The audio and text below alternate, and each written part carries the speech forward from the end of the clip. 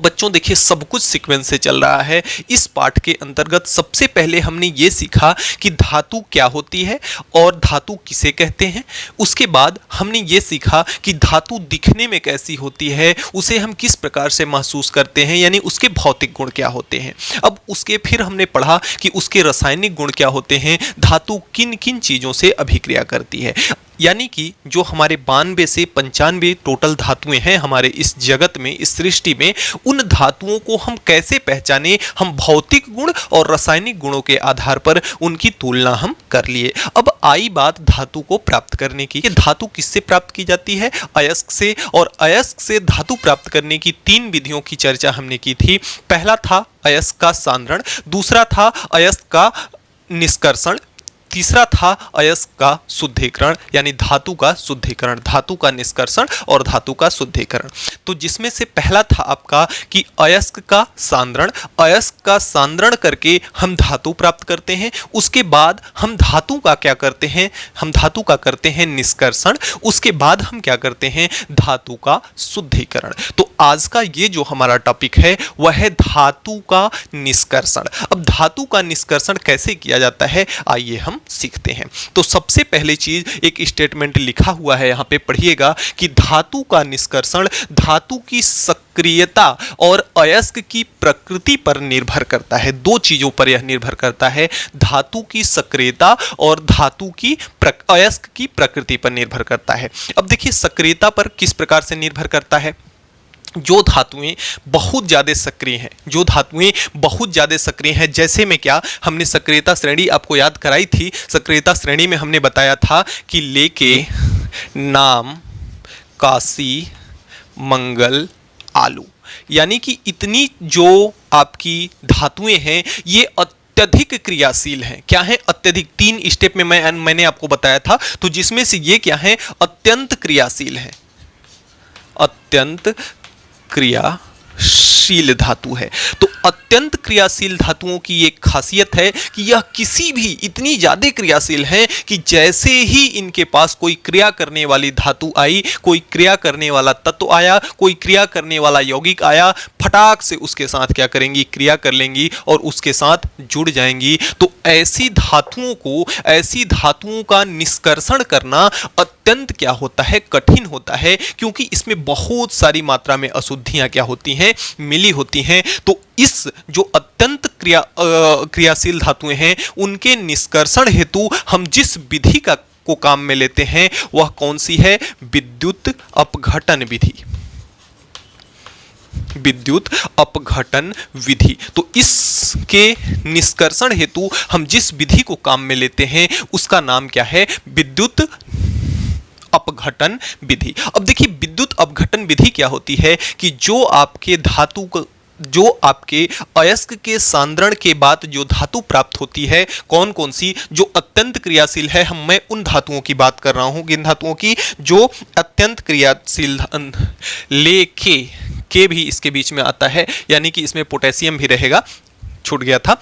तो देखिए ये धातुएं अत्यंत क्रियाशील हैं, यानी किसी भी तत्व या किसी भी यौगिक के साथ जल्दी से क्रिया कर लेती हैं, अर्थात इनमें अशुद्धियों की मात्रा बहुत ज़्यादा होती है। अब अयस्क के सांद्रण के बाद जब हम धातुओं का निष्कर्षण करते हैं तो जो बहुत क्रियाशील धातुएं हैं ना, उनका निष्कर्षण करना अत्यंत कठिन होता है। क्या होता है? अत्यंत कठिन होता है, जिसके कारण यह इनका निष्कर्षण हम किस विधि के द्वारा करते हैं? विद्युत अपघटन विधि के द्वारा करते हैं। अब जो विद्युत अपघटन विधि है आपकी, उसमें होता क्या है कि अयस्क में इस विधि के अंतर्गत जो आपका अयस्क होता, जो आपकी धातु रहती है, उसमें हम विद्युत धारा का प्रवाह कराते हैं। क्या कराते हैं? विद्युत धारा का प्रवाह कराते हैं, जिससे यह क्या होता है? आयनों में टूट जाता है। जिससे यह आयनों में क्या होता है? टूट जाता है। एक चीज और है कि हमने धातु की जब परिभाषा आपको बताया था, धातु की परिभाषा जब बताया था, तो जो हमने बताया था जैसे कैल्शियम और सोडियम का हमने उदाहरण लिया था, तो इस पे हमने बताया था कि प्लस चार्ज है, 1 प्लस और इस पे भी क्या है, एक प्लस चार्ज है। कहने का मतलब यह है कि धातु में इलेक्ट्रॉन त्यागने की प्रवृत्ति होती है और इलेक्ट्रॉन को त्याग करके क्या बनाती हैं, धन बनाती हैं। इलेक्ट्रॉन को त्याग करके क्या बनाती हैं, धनात्मक चिन्ह, उनमें धन आवेश आता है। और जब हम विद्युत को प्रवाहित करेंगे तो हमने विद्युत नामक चैप्टर में पढ़ा था कि विद्युत में हमेशा एक धन टर्मिनल होता है और एक क्या होता है, ऋण टर्मिनल होता है। एक धन आवेश होता है और एक ऋण आवेश होता है और विद्युत का प्रवाह हमेशा कहाँ होता है, धनावेश से ऋणावेश की ओर होता है। ये चीज हमने पढ़ा है। अब देखिए एक चीज और है कि जो आपका विद्युत है उसमें एक आकर्षण देखने को मिलता है। अगर समान आवेश हैं, अगर प्लस और माइनस हैं तो एक दूसरे को क्या करेंगे, आकर्षित करेंगे। कहने का मतलब यह है कि प्लस हमेशा माइनस को बुलाएगा, प्लस हमेशा अपने पास किसको बुलाएगा, माइनस को, और माइनस हमेशा अपने पास किसको बुलाएगा, प्लस को बुलाएगा। लेकिन अगर माइनस के पास माइनस जाएगा, समान आवेश जाएगा, तो उसको धक्का देगा, प्रतिकर्षित करेगा। ठीक उसी प्रकार से अगर प्लस के पास माइनस आएगा तभी यह उसको रखेगा। अगर प्लस के प्लस प्लस आता है, प्लस के पास अगर प्लस आता है तो वह उसको क्या करेगा, धक्का देगा, यानी प्रतिकर्षित करेगा।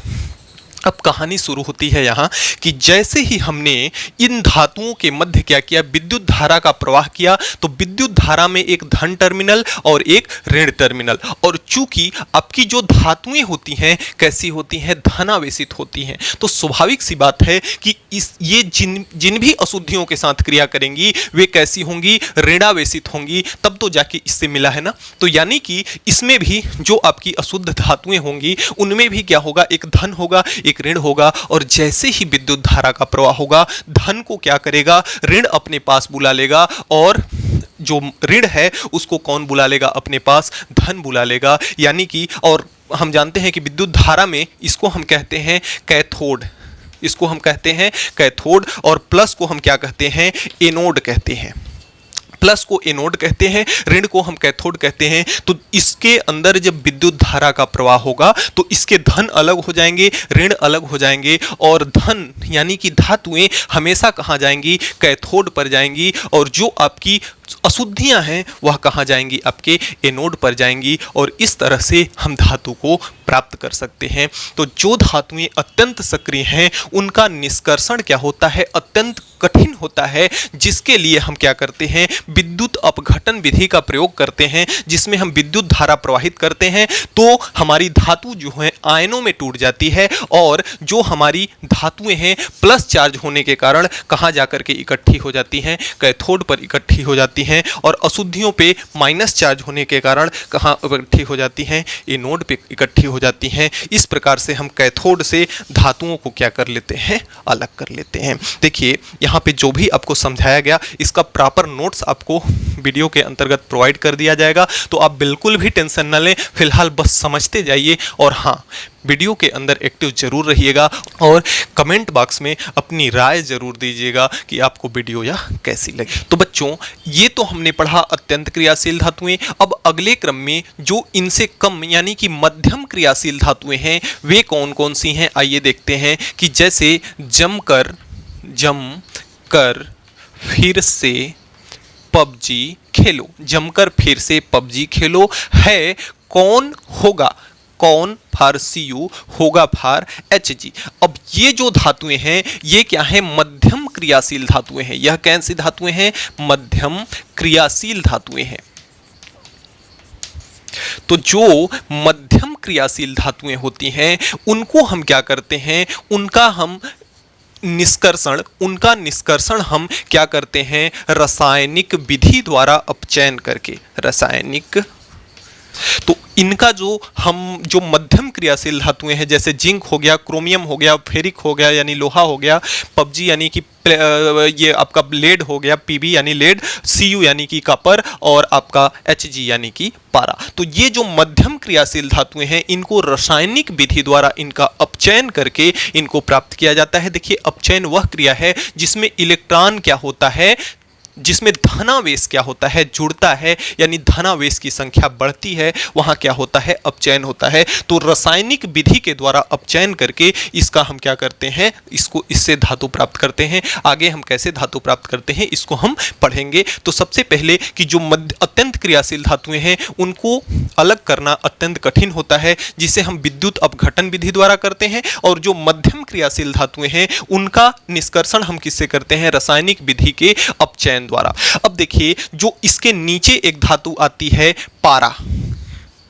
जो आपकी Hg है, ये जो Hg धातु है ना, इसके ऑक्साइड और इसके सल्फाइड अयस्कों से इसको हम ऐसे ही केवल गर्म कर देते हैं तो पारा आपका क्या हो जाता है, अलग हो जाता है। यानी कि जैसे जैसे हम सक्रियता श्रेणी में नीचे आते जाते हैं धातु को प्राप्त करना उतना ही सरल होता जाता है। जैसे ही हमने Hg पर आया तो हमें ना तो रासायनिक अपचयन की जरूरत पड़ी और ना ही विद्युत अपघटन की जरूरत पड़ी। सिंपल सा इसको हमने क्या कर दिया, गर्म कर दिया और पारा हमारा क्या हो गया, अलग हो गया। अब देखिए, जो इससे भी कम क्रियाशील धातुएं हैं, जैसे आपका हो गया चांदी, जैसे आपका हो गया सोना गोल्ड, और जैसे आपका हो गया प्लेटिनम।